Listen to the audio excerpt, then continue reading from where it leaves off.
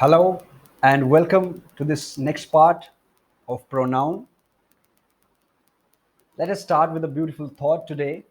It says, growth is painful, but it is the only way. When we learn something, it requires time. It requires time till we achieve a fine degree of excellence within us. So, let us start with the pronoun part B. Today, we shall learn about the use of pronoun it. It pronoun का इस्तेमाल कहाँ कहाँ किया जाता है, किन किन वस्तुओं के लिए किया जाता है, किस नाउन के लिए किया जाता है। तो सबसे पहले pronoun is used for a thing without life. कोई भी ऐसी वस्तु जिसमें लाइफ नहीं है, यानी कि जिसमें जीवन नहीं है, उसको आप यूज करेंगे इट के साथ। एग्जाम्पल आपके सामने है, here is your book please take it. किसी को किताब थमाते वक्त आप इसको यूज कर सकते हैं, here is your book please take it. It is an imported table, ये टेबल इंपोर्ट किया गया है। It is a good chocolate. Similarly, it is a laptop, it is YouTube, it is a park, so many things. So pronoun first of all is used for a thing without life. Let's move ahead to the second. When we talk of animals, what type of pronoun should be given to them? It is it. वो it है। जैसे she has a cat, it is very beautiful. Or you can say it is a cat. He has a dog, it is very faithful. John has a horse, it is very strong. With all kinds of things which are non living, and for animals, we are using it. Moving on to the next part. For young children, when male female is not considered, जब भी आप बच्चों की बात करेंगे, छोटे बच्चों की खास करके, और आप उसमें मेल फीमेल अंतर नहीं कर रहे, अभी बोलते वक्त कभी कभी ऐसा आता है कि हम बार बार ही या शी इस्तेमाल नहीं करते, तो उस समय भी इट का इस्तेमाल होता है। कैसे? When she saw the child, it was playing. जब उसने बच्चे को देखा, वह खेल रहा था। The baby has spoiled its porridge. बच्चे को खाना खाने को दिया, लेकिन वो उसके साथ खेलना शुरू हो गया, आगे पीछे बिखेरना शुरू हो गया porridge को। तो baby has spoiled its porridge. Its का यूज हमने पहले भी पढ़ा है, सिंगुलर केसेस में होता है। Moving on to the next rule. For indefinite nominative, nominative case क्या होता है, ऑब्जेक्टिव केस क्या होता है और पोजेसिव केस क्या होता है, ये तीनों हम पढ़ चुके हैं। इनडेफिनिट नॉमिनेटिव यानी कि सब्जेक्ट जो है जब वो इनडेफिनिट हो। इनडेफिनिट का मतलब है अनस्पेसिफाइड हो। जैसे इट रेन्ड येस्टरडे, कल बरसात हुई। इट, तो इट एक्चुअल में रेन को ही रिफ्लेक्ट कर रहा है। तो it rained yesterday. Indefinite nominative के केस में भी हम इट को यूज करते हैं। It snows in the Himalayas, पर्वतों पर, हिमालय पर बर्फबारी होती है। It snows in the Himalayas. It blows very high during a cyclone, जब भी एक चक्रवात तूफान आता है तो हवा जो है वो काफी तेज गति से चलती है। It blows a very high, it blows very high during a cyclone. तो जब भी हम इनडेफिनिट नॉमिनेटिव की बात करेंगे, वहां पर भी आप इट का इस्तेमाल कर सकते हैं, जैसे कि हमने इन सेंटेंसेस में किया हुआ है। Moving on to the next one, very important for time and weather, यानी कि जब भी आप समय की बात करेंगे या मौसम की बात करेंगे, उसके लिए भी आप इट यूज करते हैं। देखिए, मौसम एक नेचुरल फिनोमेना है जो कि हम ना किसी चीज में रख सकते हैं और ना ही एनिमल्स में, तो इसीलिए उसको अलग से कैटेगराइज हमने किया हुआ है। फॉर एग्जाम्पल, आप किसी से पूछते हैं या आपसे कोई पूछता है व्हाट इज द टाइम, कि क्या समय हुआ है, तो आप कहते हैं इट इज़ 7 o'clock। आप समझ रहे हैं, लिखने में भी और बात करने में भी जब आपसे कोई समय पूछता है तो आप डायरेक्टली कहीं आमतौर पे पूछा जाए तो टाइम क्या हुआ, कहते हैं 2:30 बजे। बट आप उसको लैंग्वेज में, इंग्लिश लैंग्वेज में कैसे बताएंगे, इट इज़ 7 o'clock और it is 6 o'clock, it is 3:30, अलग अलग तरीके से। Then how is the weather, मौसम कैसा है, आपसे कोई ये पूछे तो आप कहेंगे weather is fine. But weather को रिप्लेस करके आप इट जो है यूज़ कर सकते हैं वेदर के लिए। It is hot, it is fine, it is Sunny, so many things.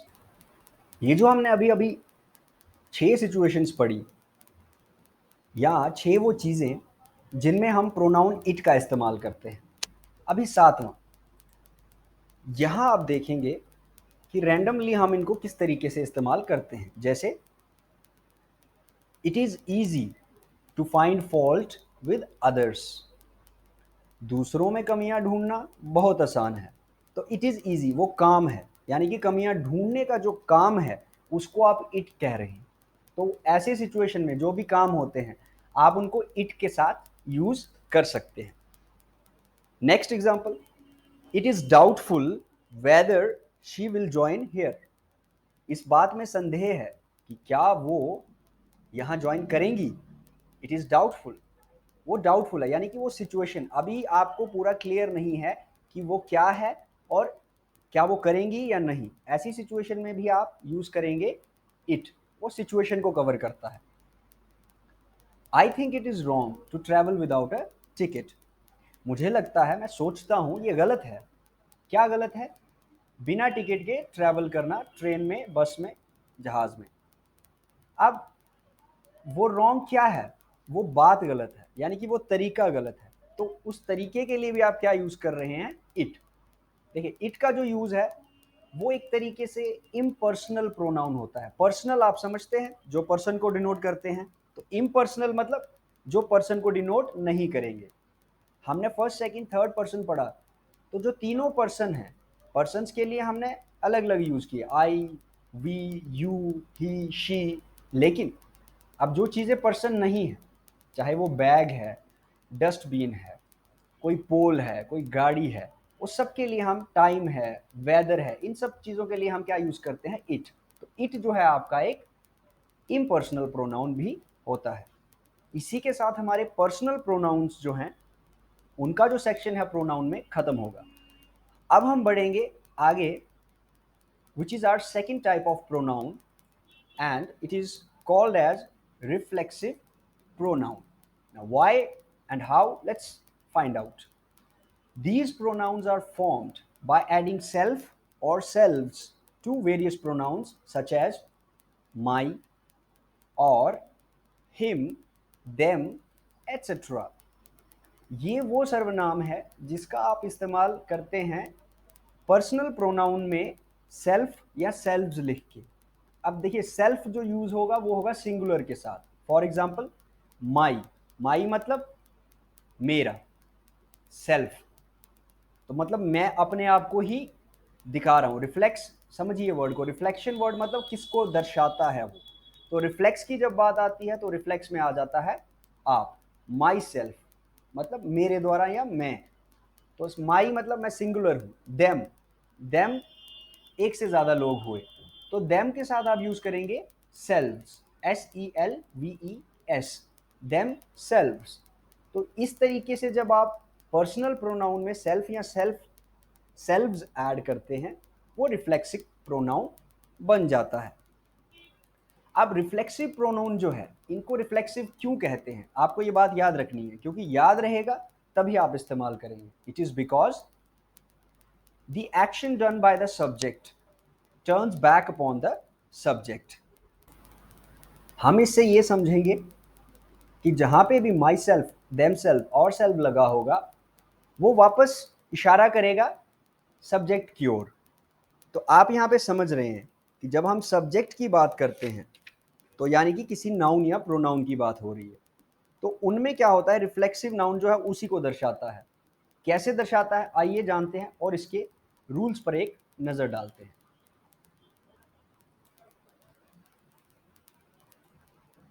First let us understand कि वो ऑब्जेक्ट में यूज होकर कैसे रिफ्लेक्ट करता है सब्जेक्ट को। For example, I love my self, I love my self, मैं प्यार करता हूं माई सेल्फ, खुद से। तो माई सेल्फ जो है किसकी तरफ इशारा कर रहा है? आई की तरफ।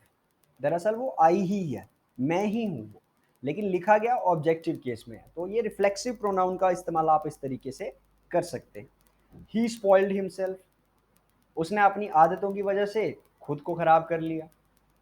वी लिव्ड आवरसेल्व्स, हम अपने में ही रहते हैं या हम अपने में ही रहे, हमें बाहर से किसी से कोई लेना देना नहीं। We lived ourselves. She hurt herself, तो उन्होंने खुद को हर्ट किया, यानी कि कोई उनसे गलती हुई या उनसे उनको कोई नुकसान। So she hurt herself. देखो इसमें क्या होता है, जो करने वाला है वही रिफ्लेक्ट होता है ऑब्जेक्ट में, यानी कि जो सब्जेक्ट है वो अपने ही बारे में बात करे। तो वो आपको, जब आपको अपने ही बारे में बात करनी है, अपने द्वारा की गई किसी, देखिए लव एक क्रिया है, स्पॉइल्ड क्रिया है, लिव्ड क्रिया है, एक्शन है ना, हर्ट है। तो इन एक्शंस में आप यूज करते हैं हर सेल्फ, माई सेल्फ। अब वो माई सेल्फ का मतलब होगा मैंने खुद को ही हर्ट किया, मैं खुद से ही प्यार करता हूं, उसने खुद को ही बर्बाद कर लिया। ऐसी सिचुएशन में आप यूज करते हैं रिफ्लेक्सिव प्रोनाउन। अब जानते हैं इसका रूल नंबर 1। तो पहला रूल क्या कहता है? Reflexive pronouns are used with certain transitive verbs such as avail, absent, enjoy, resign, apply, revenge, exert, etc. Reflexive pronoun जो होते हैं वो ट्रांजिटिव वर्ब के साथ यूज होते हैं। अब ये कौन से वर्ब होते हैं? ये वो वर्ब होते हैं जिनको ऑब्जेक्ट चाहिए होता है, यानी कि बिना आगे इनके बताए कि ये किसके ऊपर काम हो रहा है आप मीनिंग कंप्लीट नहीं कर सकते। जैसे अवेल है, तो अवेल का मतलब होता है पाना या हासिल करना। तो अवेल किया, हासिल किया क्या, आपको बताना पड़ेगा वरना मीनिंग कंप्लीट नहीं होगा। एब्सेंट, ठीक है, एब्सेंट का मतलब है कोई वहां पे मौजूद नहीं है, लेकिन कहाँ पे, जगह तो बतानी पड़ेगी ना। तो जैसे एब्सेंट बताना पड़ेगा कि क्लास में है, ऑफिस में है, या ड्यूटी से है। तो वो ऑफिस, क्लास, ड्यूटी एक ऑब्जेक्ट होता है, वो ट्रांजिटिव वर्ब को चाहिए ही चाहिए। एंजॉय, मजा किसका, कौन सी चीज का? पढ़ने का, खेलने का, मूवी देखने का, म्यूजिक सुनने का, किसका? तो जहां पे भी आपको जरूरत पड़े बताने की ये एंजॉय इसके साथ हुआ, वो आपके हो जाते हैं ट्रांजिटिव वर्ब्स, यानी कि जिनको क्या चाहिए? ऑब्जेक्ट। जैसे आई रिजाइन, मैंने इस्तीफा दिया, कहां से, किसको? तो आई रिजाइन सेंटेंस कंप्लीट नहीं होगा, सेंस नहीं है उसमें। I resigned from, okay, something like this, I resigned myself. ऐसी जो चीजें होती हैं वहां आप यूज करते हैं reflexive pronoun. Let us take an example, I enjoyed myself in the rain. इसके मतलब पे ध्यान दीजिएगा। आई एंजॉयड, मैंने आनंद लिया, माई सेल्फ, अकेले ही, इन द रेन, बारिश हो रही थी, मैं बारिश में अकेला ही खुश हो गया, मुझे उस मौसम का मैंने एंजॉय किया। आई एंजॉयड माई सेल्फ। तो पहला रूल ये है कि आई एंजॉयड माई सेल्फ में भी आप रिफ्लेक्सिव प्रोनाउन यूज करते हैं जब खुद को ही रेफर करना हो। जैसे she availed her self the opportunity, उसने अकेले ही अपने लिए अपॉर्चुनिटी हासिल कर ली। शी अवेल्ड हर सेल्फ, यानी कि बिना किसी की मदद के, या कोई और पर्सन वहां नहीं था।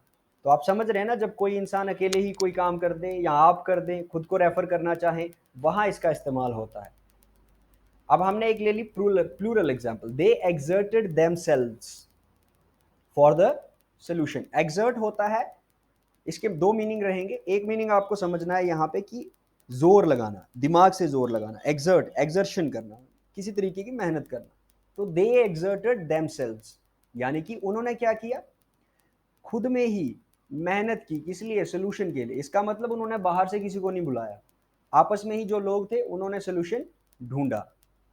तो यहां आप समझ रहे हैं कि रिफ्लेक्सिव प्रोनाउन यूज होते हैं किसके साथ? ट्रांजिटिव वर्ब के साथ।